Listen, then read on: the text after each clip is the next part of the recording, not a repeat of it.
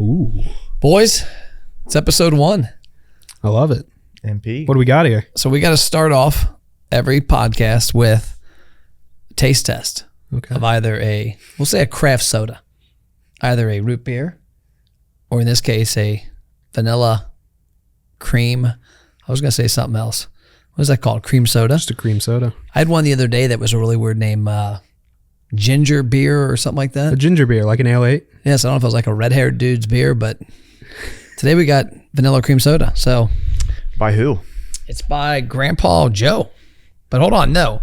It says Grandpa Joe's Candy Shop, but this is Red Ribbon. Ooh. So I think this is a huge missed opportunity in the restaurant space, is that every restaurant you go to has Coke and Pepsi and all that junk. And then guys like me who don't drink beer don't want to have a Coke, want to have something a little different. Oh, yeah. Like we were at a restaurant that had like 50 of these out in Provo, Utah, right by BYU. Yeah. So let's check it out. We got Red Ribbon Vanilla Cream Soda, Twist Off. Oh, that's very vanilla. We got to come up with a ranking since we go to 1 to 10. Yeah. No rookie scores. No rookie scores, 1 to 10. I like that. I'm a big vanilla guy, though. You're kind of vanilla. Have you spoke yet? I haven't said anything yet. Okay, well, you just said something.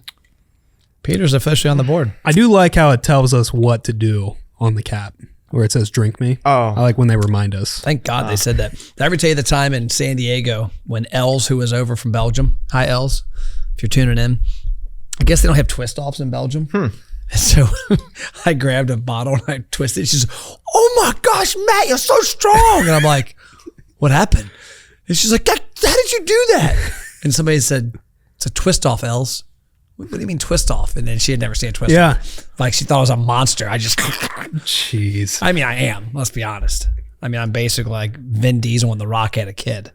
Have you ever done it where you, well, they do it with wine bottles where you take the Saber and you I'm not bougie like that. I've done it with one of the Cokes because it's not a twist off with the like old The school Mexican Coke. Cokes. Yeah.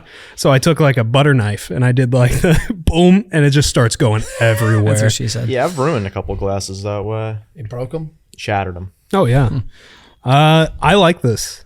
I'm gonna give it a 7-8. Reliable. It's a little different. I think it's too bitter. Yeah, I'm not really feeling it. It keeps it too real. I'm going 4.8. 4.8. The first one. Yeah, the first 4.8. one. And what we have to do now is we have to, like, when we're done with these, keep the bottles, and we can have a shelf of all the stuff we've tried. Oh yeah. And we can put a sticker on it with like MP 4.8. Yeah. Peter, what do you got? 5. 5. 5 flat. Rookie score going flat. I know. Right on there. Jeez. Baseline. Baseline. Okay. I mean, we got to start somewhere. Yeah. So I'm gonna go 4.8. You got a 5.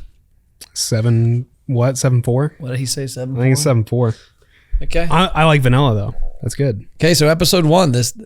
We had the podcast idea this morning because we were looking for ways to change up the content a little, and you guys get to see a lot of stuff. Oh yeah. Like, especially when we travel. Next week we've got Pizza Expo in Vegas. Big. Who knows the crazy shit we'll do there? We're gonna go on a hike. Got a hike planned down. excited. Like my wife and son almost died on it. So Good precursor. that was in Get me May. excited. That was in May. Get me and excited. you know, they're not as nimble, I think, as us. Yeah. So Cole's more of a big, stocky guy. He could probably move the rocks. Yeah. But this one, you got to climb down them. We'll strap a GoPro on you and we'll see what happens. Maybe. I'll tell you this: we were in a bad place on the way back up. It's like 2 or 3 miles down, straight downhill. Yeah. Like straight, and then you got to, of course, come back up it. Yeah. And I've done it 2 other times when it was a bunch of guys from the CrossFit gym. And so we were just bebopping everywhere. And the funny thing was, on the way back, this guy, Adam, this dumbass, we get down there and he had to be back at the airport at like, I don't know, noon. And we go down like at 8 o'clock. And so we hike down. He's like, holy shit, man, the time. And I guess, I don't know what happened. Something happened to his watch. Apparently it wasn't working. And it was telling him it was like 10:30. We like booked it up this hill. Like I'm talking a couple miles, like fast walk, run, jog, climbing shit to get back to the car to take him to the airport. We get up there and apparently his watch had bugged out.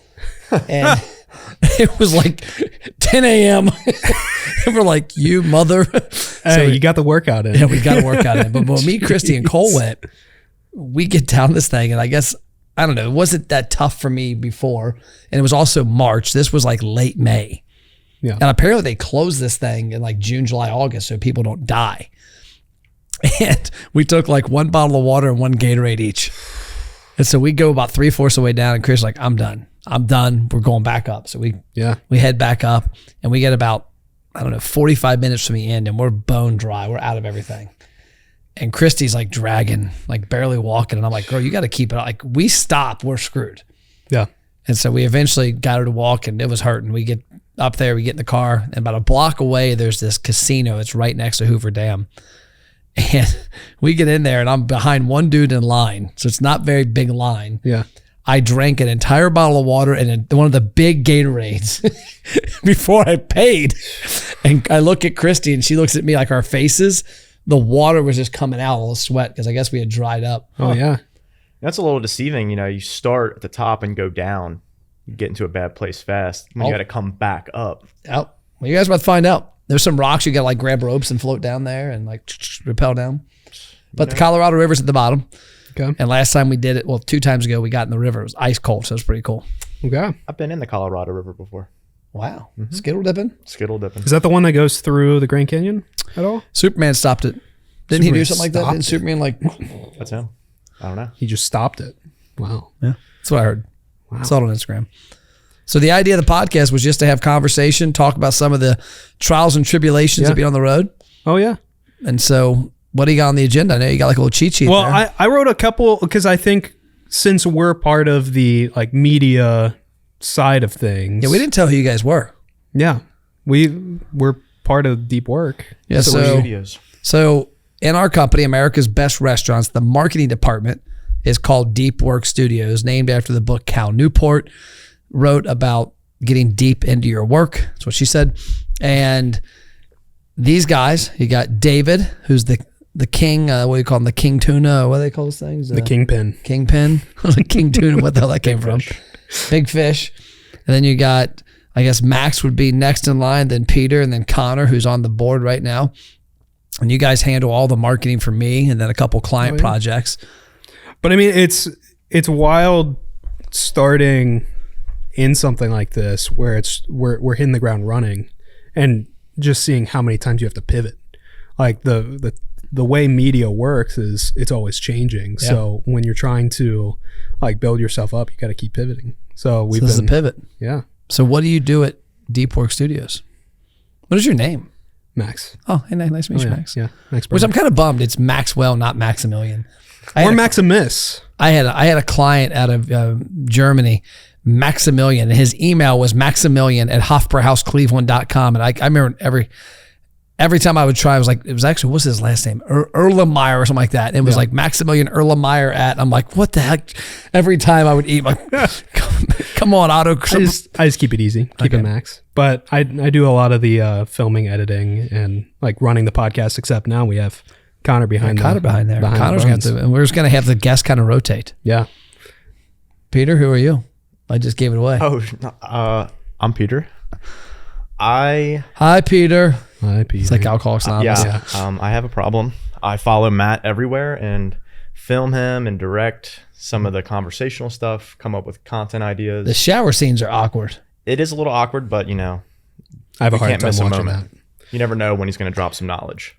We ought to do that next week in Vegas. We ought to have it like the fogged up window, like being there with your clothes on, but act like it's filming a shower scene. Have the blur on. No, that'd be great. So what's on the agenda today? Well, I had some like trending things. Did you see? I know you have to like keep on top of trends of like what bigger people are doing on YouTube just to like figure out what's going on. Do you follow anything with Mr. Beast at all? Yeah, guy's gonna be like the first trillionaire or some shit. Oh, it's insane. But recently he just put out a video where he robbed the bank and then blew it up. And I was like, the shock value that he puts in these videos, they just keep ramping up and up and up. I'm like, how does he get these things done? Yeah, he robbed so obviously he didn't rob a bank. No. So what he did was he hired an assassin to hunt him down. And he had all these check marks where he rented every single room of a hotel. and he was hiding in one of the rooms. And then he ran to a bank, locked him into a bank, took a car and drove it out of the brick wall and then blew it up. So I was like, it's getting crazy with. So when I show up to my podcast with like 3 words written down, that's my preparation. Mr. Beast has rinsed the city. It's only up from there. Yeah. But yeah, it was wild seeing some of that stuff happen. So when you say keep up with the trends, what am I keeping up? You want me to rob a bank? Yeah, we could try it. Guy's crazy. I remember following him early in his career when I've seen a lot of interviews with him where back in the day he would make $5,000 from something, monetization or something else, and he would give away $5,000. And then it just kept going up. Yeah. I mean, he started out just counting on camera. He was like, I count to 1 billion or something like that. I remember that his video was counting. Yeah. And that's all he did, but it kept ramping up, and now he does like philanthropist channel, all that stuff. His burger, his Mr. Beast burger that opened up like some mall up north was insane. Yeah. They did 10,000 burgers or something in a day. Did you watch the... I mean, they do. I got to look that up because it was something crazy. Let's go to Yahoo and see what Yahoo says. How many burgers did Mr. Beast sell on day 1? Let's see if Yahoo has the answer. Because he rented out the largest I'm just mall. joking. It was Google. But Okay. 10,000 people were in line, and they went to 5,500 burgers. Didn't you get a picture with like everyone? He tried to. So I watched the YouTube video, and his goal was to get a picture with everybody. Yeah. And there were so many people there that his manager was like, Jimmy, and it was funny to see. He's in like this hallway. Yeah. Like, if you're like a corridor of a mall, like you're like the security entrance. And they're like, Jimmy, you cannot get a picture with everybody. Like, you're causing this line to be a shit show. Oh, yeah. It's a security problem. We have to get people out of here. Yep. And so then he started doing group pictures. Gosh. That's crazy how many people showed up. Did you watch the Eddie Burback video? Who's that? The guy who did the Ghost Kitchen. And he talked about the Mr. Beast burger and the Ghost Kitchens. Oh yeah, I did see that where the guy ordered all the food. Yeah. Yeah, where he ordered he found one restaurant that had like 15 ghost kitchens, and he ordered the chicken sandwich from all of them. And then he flipped it at the end, showing that is it actually like a thing? Like, can you make money off of it, or is it taking away from the independent restaurants? Well, it's an interesting topic because there's a lot of independent restaurants that are trying to do it.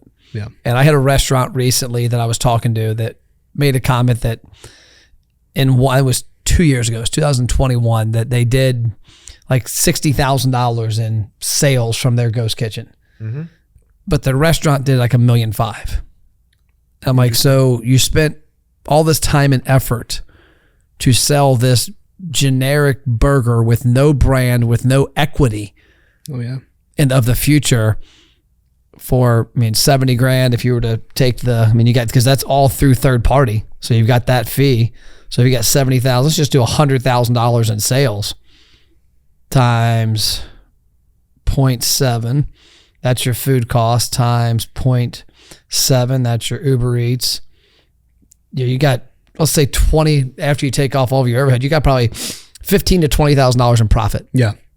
So $1,000 a month to create a fake burger brand. Yeah. Instead of selling your actual burger. And like told me his idea is like, well, I thought if I had XYZ burger and then I had mine, that it would be extra revenue. And I'm like, I'm not a genius on this stuff, but I think it's a bad idea from a standpoint that you want to build your brand.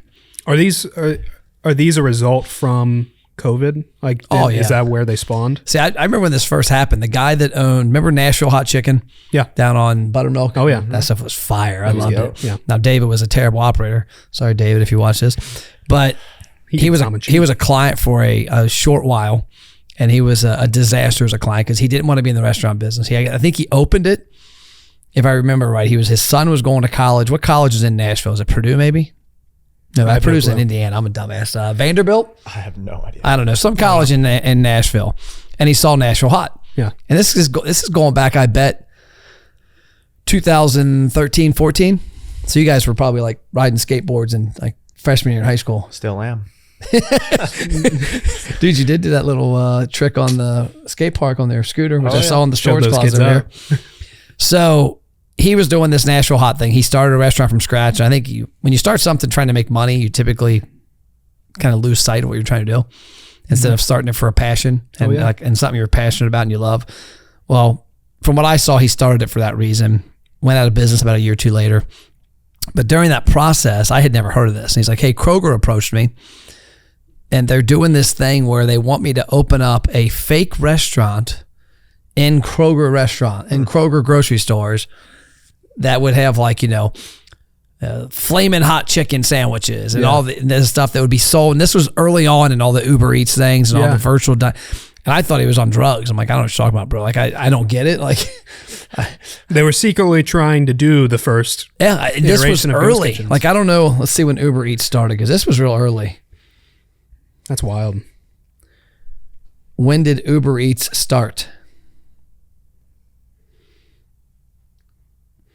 So August of 14. So this would have been right around then. And I think it might have been with Uber was, because Uber didn't have restaurants and they were trying to do this, and Kroger being a national player, he never did it. But I remember thinking, I just don't get it. Like, I don't know why I would do that. But when COVID hit, it boomed. It boomed big time. And they profited massively off the backs of restaurant owners. Oh, yeah. Also, he's drinking the 5. It's a 5. It's a 5. I wouldn't. Does that boost the score if you're drinking I think it all the way does, through? because you're not like you're in the desert thirsty. Guys, I'm not a quitter. What's a bottle finisher number? I'm a clean plate club. I'm going to drink all my drink. What number does it have to be for you not to finish the bottle? Well, this is episode 1, so we'll say 5 and up. I'm going to finish it. If it's less than a 5, I'm putting it down. We're riding it as it goes. 4.8, put it down. But no, Uber Eats definitely during the pandemic, and even Grubhub and all those Postmates did it. In my mind, did a lot of injustice to the restaurant business. It was comical. I think they had a Super Bowl commercial the one year talking about how they were helping independent restaurants. It's like, well, no, you made a shitload of money off their back because people weren't, people weren't going to the restaurant on their own. Yeah. And that guy, he let I remember he let the reviews kind of get in his head a little bit. Oh, Nashville Hot? Yeah. Oh, it was hilarious. So I walk into the gym one day. Did you ever hear this? I don't think so. I walk into the gym one day, and there's this girl there. Her name, what was her name? Her dad's Marty Brenneman, the Reds guy. Okay. And she's like, hey, man, you still know the David from Nashville Hot? Because she knew we had helped him for a couple months. And I'm like, yeah, I know him. Why? What's up? She's like, have you seen his reviews lately? And I'm like, no. What do you got? She's like, do yourself a favor. Go to Google or Facebook. So I pull up his Facebook page, and she had left a review. And I don't leave a whole lot of reviews unless somebody really goes awry. I'll message the page, but people are different strokes for different folks. And she had left a review, something like, hey, man, I've been coming here for a year, and the last 5 times I haven't been real happy. I don't like this, that, or the other. He hops on there and he's like, F-U-B, I don't want your business anyways. I'm like, what? It wasn't even like, hey, you suck. It was like, he was committed. He was going. So then I start, and she goes, oh no, keep reading. So I say, I keep reading, and they're going worse and worse. And so I call him like, dude, did you hire some new manager? He's like, no, why? I'm like, who's replying to your reviews? That's me. I'm done. I'm done with restaurant business, Northern Kentuckians, because he's an Ohio guy. Yeah. And I'm like, well, I don't care if you're done. You're still trying to market this restaurant for sale. Oh, yeah. You might want to change those. He's not burning the bridge. He's hitting it with a nuke. Oh, yeah. Yeah, he imploded the bridge. That's for sure. Yeah. Joella's across the street's great. I actually ate at Joella's Tuesday night. No, what is today? Wednesday. Monday night in Lexington. Oh, really? It was. I didn't know it's going that far out. They're from Louisville. Really? So the company's from Louisville. I don't think they franchise. I think they're owned independent still. I think it's owned. They're all corporate owned. But I met the guy who started it. Okay. Because we filmed with him at one of the original locations. Nice. And he's got the one in Lexington. Well, we were leaving Cole's lacrosse game in Lexington Monday night. Yeah. And where we were at, every place was like a sit down. And I didn't really feel like sitting down. It was late. Mm-hmm. Yeah. And I'm like, well, we saw Joella. I was like, we like their food. I'm like, they're probably closed though. And so we walk in, there was nobody in there. Open the door, peek in. I'm like, are y'all open? She's like, yeah, we're open. And I'm like, okay. And I'm thinking there's 2 options here. It's like 9:15. They close at 9:30. Everybody in that place is MFing us. Oh yeah. They're like these or guys. Or they're cool. And so I looked at her face because I'm like, hey, are you guys closing up? You good to service? She's like, oh no, come on in, hon. We're good, great. And I'm like, and she's smiling. I'm like, okay. So we go in and lady from the kitchen comes out and says, just an FYI, I want to throw fresh stuff in for you. So it's going to be about a 15-minute wait. Are you okay with that? I'm like, yeah, we're down. And this shit was fire, son. Really? Like it was. Treat you like kings. Well, I asked her, I said, how big are the tenders? And she's like, oh, they're like this big. I'm like, let me get a 3-piece. It's like it was like an arm, man. Like it come out like huge. These things were gigantic. Like I got through like, I wasn't going to quit. I get to like the third one and I'm just like sweating a little. Yep. And I cold it and finished his completely. And he's a big kid. Like it was some big tenders. Their fries were really good. I love that spot. One of my favorites. Is it? Mm-hmm. Oh, it's right next to my house. Quick, just easy meal. That's just great. It's Oh yeah, so you good. live over off Buttermilk. Oh yeah. Yeah, Joel's is good. Yeah, And that's a card for a while that says I'm allowed to have their hottest sauce. Carried that thing. You're allowed. You got to That's sign a bold. waiver. seriously? Oh yeah. You know, I brought that story up. I was hoping they would use that segment for the wing. Oh, for yeah? the wing episode on the History Channel because they had asked me about what I thought about the feat of, Disbro and Lowry launching Buffalo Wild Wings in the 80s. And I said, well, think about it this way. If they had no social media back then. So it was grassroots on their own for 20 years, and the Buffalo Wing went nationwide because of them. Nashville Hot Chicken, it was around forever, but then all of a sudden Instagram and Facebook people are tweeting and doing all this crap on their phone with Nashville Hot Chicken in Nashville. And within a month or two, there's Nashville hot restaurants all over the country. There's I ate it one that was really good up in Columbus. Amazing ranch dip called Nashville Hot Takeover. Okay. Phenomenal ranch. The lady we saw a lady at the store next door because we were going in there, we were going shopping. And we're like, hey, how's this Nashville Hot Chicken Takeover next door? Yeah. And she's like, oh, it's phenomenal. I get their ranch by the like what'd she say, by the bucket or something. And I'm like, Really? Jeez. the hell was going on here? Like, it's a lot of ranch. Yeah. I think with Nashville Hot, I'm a sauce guy. Like you have to have good sauces at the Nashville Hot place. That's why I didn't like going to Nashville Hot because they were all dry rubs. Oh, yeah. Like they loved their dry rubs, different types. So's your girlfriend. But Joella's, I mean, Joella's has this. They're sauced up. They're sauced up there. Uh-huh. But then, so I had a line in the wing episode because it was like 4 hours in a dark room. And I said, well, you think about the accomplishment, the fact that, Nashville Hot went from being unknown to nationwide. Every chain had something Nashville Hot in 6 months or a year of when somebody finally tweeted something out or whatever. Whereas they didn't have that. Oh yeah. And if these guys would have, like the Buffalo Wing would have advanced quicker, like that's why there's not a whole lot of new stuff now that like slowly comes out. It's like about it instantly. Yeah. Well, I had I'm a couple. hungry now. Yeah, I know. Me and Doug are going to the Those Governor wings. tonight. It's a little independent restaurant over in Milford. Okay. Burgers and shakes. Is that what he posted on Facebook? I shared it the other day and I tagged him. You want to go? You guys can come if you want. I'm gonna hit the golf gym. now. I'm gonna hit the gym 4:30 to 5:30 to pre-workout to pre-burn off what I'm gonna eat. Make some yeah. space. Yeah. Nice. Love it. I had some questions because I wanted to break you. Want to break me? Because you definitely have the mindset of like you very business and everything. And When is story time? It could come up soon. Okay. But I wanted to know some more personal questions. But we'll start it with this. You grew up with Ice Cube, NWA, all that stuff. Erlanger, baby, E-Town. But you saw them grow and everything. How does it feel to see Ice Cube go from NWA to making movies like Are We There Yet? Yeah, and kids movies and stuff. It's definitely funny. Like what? It's also like Vanilla Ice too. Was this wannabe white gangster rapper? Like nobody knew he was white early on, even though his name was Vanilla Ice.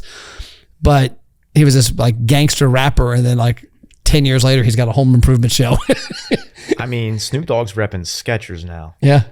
Sketch. And apparently he's sleeping with Martha Stewart or something. I don't know. I mean, that's different than Skechers. I mean, what's the pivot there? Like, it just from It's for the rap money. groups that- oh yeah. It's like, what's the one guy, Machine Gun Kelly? Is that his name? Like some of the stuff I heard of him, it was like hardcore, like, Yeah. do it for Cleveland. And then a couple of months later, it's like, I love you. Like, hey, ease up on my guy. you like MG? Was it MGK? Is that? MGK? Yeah. Were you team MGK or were you team Eminem? I think I think that was set up. MGK. You think so? I mean, yeah, probably set up was. for I sure. believe I would be willing to bet Eminem has some kind of financial tie to the record label. It got him so much traction. Oh yeah. Yeah. Well, But no, so it is definitely weird. It's funny when you see, because you saw him on that, then you saw him go to like, what was it, NYPD Blue? Yeah. And he's a detective. like what's going on here? Yeah. Do you have a favorite movie? Favorite movie? I'd say 'Cause you have your home theater. Step Brothers, Old School. Those are my favorites. Wedding School. Crashers. Oh, okay. So Meatloaf! Owen Wilson type stuff. Oh, yeah. Okay. Yeah. I didn't know he had a brother. Yeah. And they look I forget alike. First name, but yeah, They the look- other Wilson. Like I was all screwed up on that. yeah. I was watching this movie. I'm like, that looks like him, but I don't think it's him. And they're He like, goes- that's his brother, moron. I'm like, oh. Yeah. He goes, wow. Yep. Well, we could transition into story time. Oh, so we got to have a. We'll do a little graphic here. So story time. So when we travel, when we all travel together, Peter brought this up recently. I think Peter, you were like, we got to make a note of these. Was that you? Oh yeah, start logging them. Because I've got so many stories, and it's not like any of them are like elaborate and bragging stories. It's I've been around a lot of shit. And so I think the one that caused us to start writing these down was the Sergio Garcia story. And he's a pro golfer. And so I had a client. It's kind of a comical story, but goes back to marketing. Was I had a client of mine that was a high-end furniture company called Fix Reed, like a patio set. Like we were to have like a sofa and chair like this. It's like $30K. Yeah. And so this guy had bought the company out of like bankruptcy, I guess, and was going to try and turn it around. And he ends up hiring us for marketing. And his big deal was they sold furniture. Like he was dealing with the reps. So independent furniture reps around the country. And I was always trying to find a story because he always told me all these famous rich people that bought the furniture. I'm like, that would be what we need to use in marketing. Like there's 3 former presidents, but we didn't know who. Yeah. And so I would go in every couple of weeks. I would look at his sales and if there was any custom order sales to see where they were. And I look, and this Gene was a really, really cool guy, but just really unique, extravagant. What's that word I'm looking for? It's just eclectic. Is that it? Is that weird? I don't know. I don't know words. I can't like, spell. I like now. unique and extravagant. Okay, unique and extravagant. So I go in his office one day and I'm like, hey man, anything happening? What's going on? Anything new? And we were doing like email and social media for him. And this is back, I don't know, 10 years ago, 12 years ago. And so he shows me the sales and there's like this $450,000 order. I'm like, I don't know about y'all, but I ain't never ordered $450,000 in furniture. That's a Herman Miller right there. And I said, what is this? And he's like, oh, I don't know. And he's like, here's the rep's name. So we call the rep. Hey man, what's up with this order? Oh, that's going to the PGA Tour event. So what do you mean? He goes, well, Greenbrier is hosting their first ever PGA Tour event. And they also just opened a casino on the property. It's a private casino only for people staying in the hotel. That's wild. Which was even funnier because Jim Justice was the governor after this, but he was the billionaire from West Virginia that got the casino pass. The only casino in the state on his property, and he eventually becomes governor. So I heard he's an awesome dude, but it just kind of also was like, that seems a little sketchy. Running the whole place. But he said, yeah, they bought the furniture for all the VIP on the 18th hole, like all the VIP suites. And then there's a hole on the 17th hole that Frank Wycheck, who was at the time, I think, a tight end for the Tennessee Titans, his mortgage company was a sponsor of. I said, well, can we go down and get pictures? It would be cool to see the furniture in this setting with some PGA players on it. They're like, yeah, sure. So we get down there. And me and this guy, Bob, who was the accountant for the company, who, by the way, is the fastest walker in the world, I think. I was like jogging to keep up with this guy walking on the golf course. I'm like, Bob, you got to slow it down, bro. So we get there and we're in the casino on Saturday night. We're there Thursday, Friday, Saturday, Sunday, getting all sorts of pictures. And Bob's a like amateur, side hustle photographer guy. I'm doing whatever it took to take care of my clients. So I learned how to use a camera, which is scary for you guys, knowing that I don't touch any of our cameras. But hey, we had one back then, and I was gotta do what you gotta do. I was the Max and Peter before you guys were there. And so Saturday night, we're in the casino. And the casino, to put it in perspective, it's like 100 people in it. Probably 95 are the PGA players, because the only way to get in the casino was stay in the hotel. Yeah. And that's where all the players are saying, well, we happen to be there as a sponsor. And so we're in the hotel. And so we're down there playing Hold'em, and I'm playing Texas Hold'em with Sergio Garcia. Guy's name was Sean Compton. There's like 5 or 6 other people there. And so we're playing cards. There's another story of this I'll tell later. That's a little funnier story. This guy that got kicked out. But we're playing cards with him, and Sergio was like, I think in like 7th or 8th place. He was in the money. He was like 180 grand or something, I think.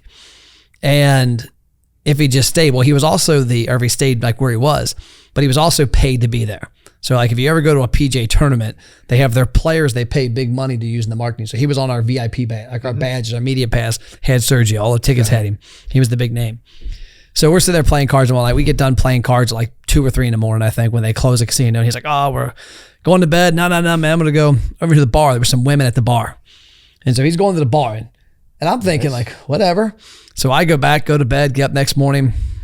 17th hole we had our house on, and like the tee hit over the yard. So we were sitting out in the yard, and like John Daly and these guys hit the ball over top, and they would walk in through our fence, go into the house. There was a bathroom, there was drinks, there was food. They'd come in, shoot the shit for a couple minutes, go to their tee shot and play. Well, Sergio comes. He's like, guys, what's up? And yeah, we're dabbing him up before dabbing was cool. Nice. And we're talking, and it's funny as shit. So he leaves. It had rained that night. And he leaves, and so I want you to imagine you're walking out of this cool, like 1800s log cabin style house. Yeah. And you walk off like into the grass backyard, and you got a split rail fence. And there's an opening, which is what you walk through, right? Mm-hmm. Well, Sergio gets the idea that he's going to jump the fence. And granted, I think we were out all night. Like, I don't drink, but he was. And then he went to the bar to chase women and drink all night. And apparently he was out for a few more hours. At this time, I think he was in like second to last place. So he had went from making like 180 grand to like 10 grand. Plus he had his fee, but that was the winnings. And so he goes to jump this fence. And if you've ever been to a PGA event, they have the line, like the rope going around the hole, and there's tens of thousands of people. Yeah. And so we're inside that, we're flexing on him. And he leaves, like, see you guys. And he goes to jump the fence, and he misses, and he hits it. He freaking wipes out. He yard sales it. And the crowd, and I didn't know this at the time, but apparently Sergio wasn't really liked. Yeah. Because he was just always complaining about crap. And so the crowd starts dying laughing. Ah! And he stands up. Screw you guys. I could have been hurt. This is my career. This is what I do for a living. And some guy yells out, then use the gate, jackass.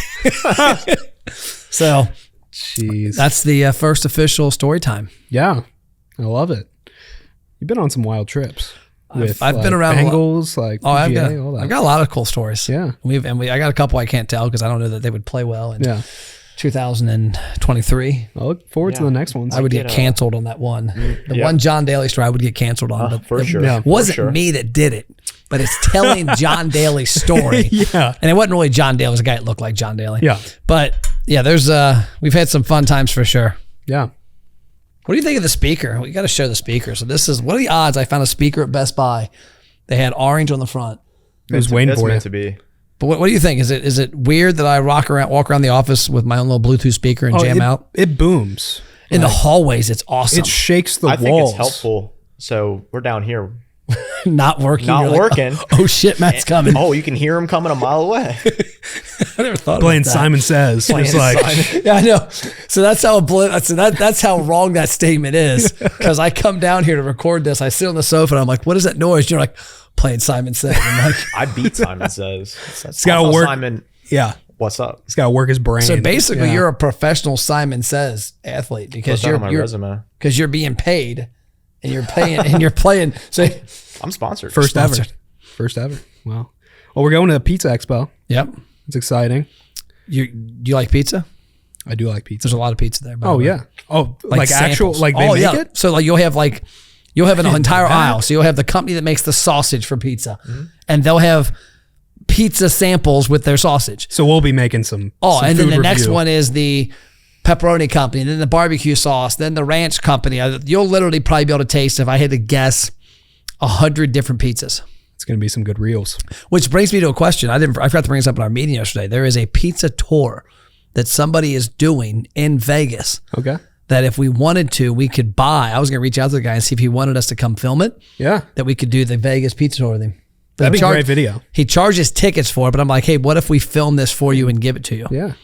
That'd be great. Barter. You go around, do a not Dave, Port Roy. Non-Dave, I'm going to 2-bite. Because we're going to do that. 2-bite. We're going to start that, right? The wings. 2 bites, everybody. Because I'm a huge wing guy. I don't know if I told you this. We talked about doing this with ABR. Was that when we first started ABR doing the 8 to 10 visits a day. Yeah. We talked about, I love wings. doing me do a wing, come up with a number. And we talked about not rating it with numbers, but numbers of MPs. Oh, This gets 3 MPs. yeah. This gets 4 MPs. So winging it. It's coming soon.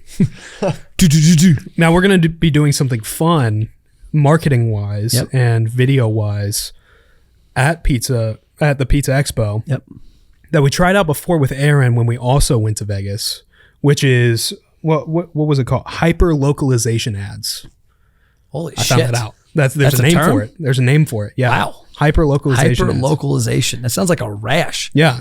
But it's a it's a niche thing.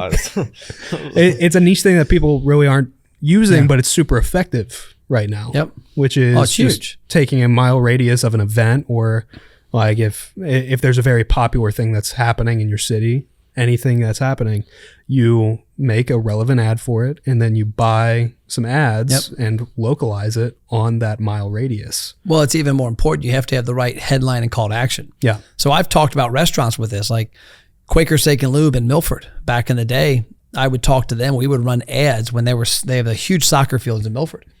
And we would run an ad within a mile of the restaurant, which hit those soccer fields. And the headline would say, playing soccer this weekend. And they had a call to action, come to the restaurant. And it worked. Oh, yeah. Because the people are sitting there in between games, screwing around their phone. Oh, yeah. So what we did with Aaron, so Aaron Smith's a friend of ours. He's got an office. He's actually the only tenant in our 9,000 square feet. He's rents an office up here. He's a realtor, also owns the gym I used to own. He bought the gym from me and somebody else. But he's an EXP realtor. And me, you, and him went to EXP Con. I wanted a little break. I wanted you to chronicle some stuff for him. It was a great trip. And we go out there, and I say, here's what we're going to do. Going to get your phone. They have this big EXP thing. He had this really badass duck shirt on, rubber ducky. I'm like, you're going to shoot a video, and we're going to film you in front of this and say, hey, I'm Aaron Smith. I'm at EXP Con. I'm a realtor like you. I want to have a conversation with you and have you on a podcast. And then we took that video, and we ran ads within the lowest you can do on Facebook, and might be wrong now, but it was a mile radius as of a couple months ago. So you put the address in where you're at, you put a mile radius. We were in Mandalay Bay, which is popping. Yeah, popping. But the headline was, are you at EXPCon? And so knowing that if Peter's out there with his family and has no clue what the hell EXPCon is, and that comes across, he's going to keep scrolling. Not stopping. Yeah. But this was framed so that it had a good headline, a good sub-headline, a good text, and it was a call to action. I want to talk to you. Yeah. And it blew up. How many did you film? Like 15 so? Oh, yeah. It was a lot of podcasts. Yeah. Filmed like 15 to 20 podcasts. We're actually walking one time, talking to a guy about how good the ads worked, that people are walking up to us.